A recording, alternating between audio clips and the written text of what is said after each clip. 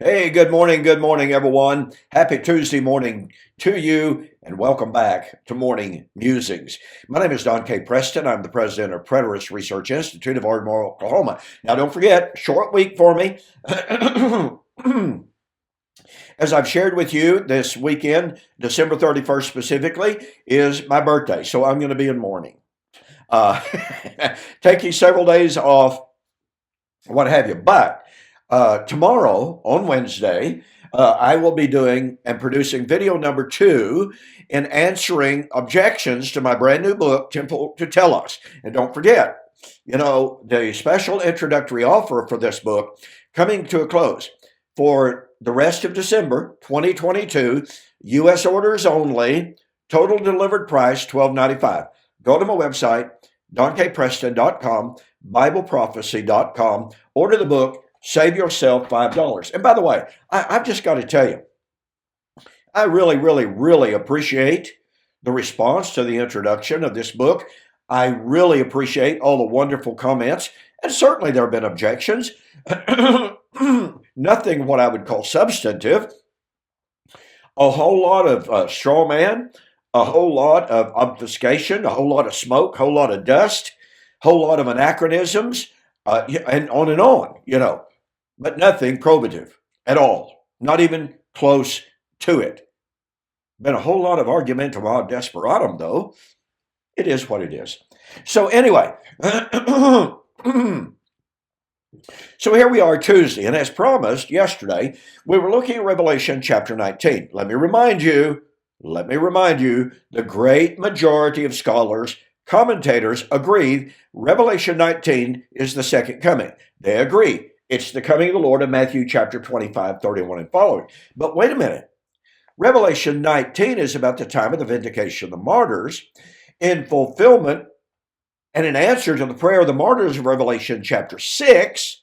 But the day of the Lord of Revelation 6 would be in fulfillment of the prayer of the martyrs in Revelation 6, 9 to 11, and it would be at the great day of God's wrath in direct fulfillment of Isaiah chapter 2, 19 to 21, which Jesus applied to AD 70. Do you see the connection of all these beautiful dots? The strong, inseparable connections? Okay? Revelation 6 to 19. It is about the fulfillment of Isaiah chapter 2, 19 to 21.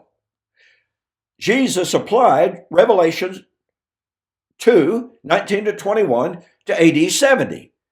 That means that Matthew 25, 31 and following and Revelation 19 is about AD 70. I don't know how you'd go about disproving that. Now, obviously, there will probably be an awful lot of comments about how this is ridiculous, it's false, and Preston, you haven't proven anything. When in fact I have. I get amused on YouTube, particularly. I have people that just post, snide remarks, and Preston hasn't proven anything, and yet they don't offer biblical arguments. They don't offer exegesis. They say, your comments are irrelevant. And you haven't proven anything. Well, lots and lots of people believe that these arguments are in fact valid. And I'm more than happy to defend the arguments. Okay, so yesterday we looked at Revelation chapter 19 and the fact that the judgment of Babylon was the judgment of the city that had become a harlot. Now, you see, that terminology, as I pointed out yesterday, is extremely provocative. It is extremely powerful because it denotes covenant action. It denotes covenant relationship. Whoever Babylon was, she had been the wife of Yahweh, but was guilty of spiritual adultery And in violating that marriage covenant, she had become a harlot. Now then, not only was she called a harlot, but notice that in her judgment, in her destruction, the song of victory praises God because, as Revelation 19:2 says, true and righteous are your judgments, his judgments, because he has judged the great harlot who corrupted the earth with her fornication. He has avenged on her the blood of his servants shed by her. Now, folks, here's something you've just absolutely got to see. This is a direct echo, if not a direct citation, of Deuteronomy 32, verse 43. Now then, let's set the stage a little bit, shall we? In Deuteronomy 31, 29 and following, Moses prepares Israel for the song. And he says to them, I know that after my departure in the last days, you will become utterly corrupt, and the Lord will turn his back on you. Now, what did Moses say? After my death, so he's not talking about something being imminent for his lifetime. No. He says, in the last days. And in the Septuagint, it's the last days. Ton, hemraron, ton eschaton. I believe I got that right. If not, I have some good friends that will correct it. But nonetheless, in the last days, you will become utterly corrupt. Now, did Israel at different periods of time in her history fill up a certain degree of measure of sin? Well, yes. The 10 northern tribes did. God carried them off into Assyrian captivity in 721 BC. Did Judah fill up the measure of her sin? And as a consequence of that, God used the Babylonians to carry off into Babylonian captivity? Yes. Was the Assyrian captivity in the last days? No. Was the Babylonian captivity in the last days? No. No.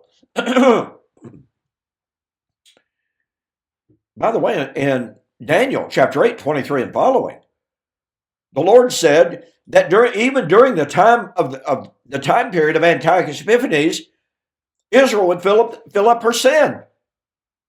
Israel was corrupt during that intertestamental period of time. So what did God do? Brought judgment on them.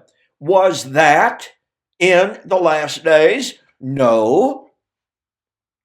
But you see, we come to the New Testament period of time, and the New Testament writers, the gospel writers, Jesus, John the Baptizer, they all tell us that the time foretold by the Old Testament prophets, i.e., the last days, had come. Jesus said, Matthew chapter 13, 17 and following, many prophets and wise men have desired to see the things that you see, have not seen them, to hear the things that you hear, have not heard them. So, the prophets foretold the time and the events for the last days, but they didn't see them. That means the time of Assyria was not the last days. That means the time of Babylon was not the last days. That means the time of Antiochus Epiphanes was not the last days. It means when Peter said on the day of Pentecost that Joel predicted the outpouring of the Holy Spirit in the last days and said, this is that which is spoken by the prophet Joel, guess what? They were living in the last days, foretold by Joel, and in the last days, foretold by Moses in Deuteronomy 31:29 and following. Now then, in Deuteronomy 32:5 and following, the Lord spoke at the time, Moses spoke at the time, after many generations to come, then the children of Israel were to be taught the song. Their history was to be rehearsed as a reminder of what God had said at the very beginning of their history about how corrupt they would become in her last days. And in Deuteronomy 32:19 and following, the Lord speaking of the nation, remember, after many generations to come, and in her last days, the Lord said, oh, that they were wise. Oh, that they would consider what their last end will be. What? Here is God speaking of a time many generations away from Moses, many generations away from the time that Deuteronomy 32 was spoken and given, and said, he was talking about their last end. Deuteronomy chapter 32, 29 and following. Oh, that they would consider what their last end will be. Oh, in verse 32, their vine has become, in the last days, the vine of Sodom. Wait a minute. Babylon was spiritually designated in the last days as Sodom. How do we make it? How do we make it anywhere else, or any other city, any other people? How do we do that? We have to ignore Deuteronomy. Okay, so Deuteronomy chapter 31, 29 following, Deuteronomy 32, talking about Israel's last days. Folks, it's not about the end of time. It's not about the end of the Messianic age, i.e. the Christian age, the New Covenant age, and it's not about the end of time. And you know, former preterists who are now saying that the book of Revelation and Babylon is every city but no city.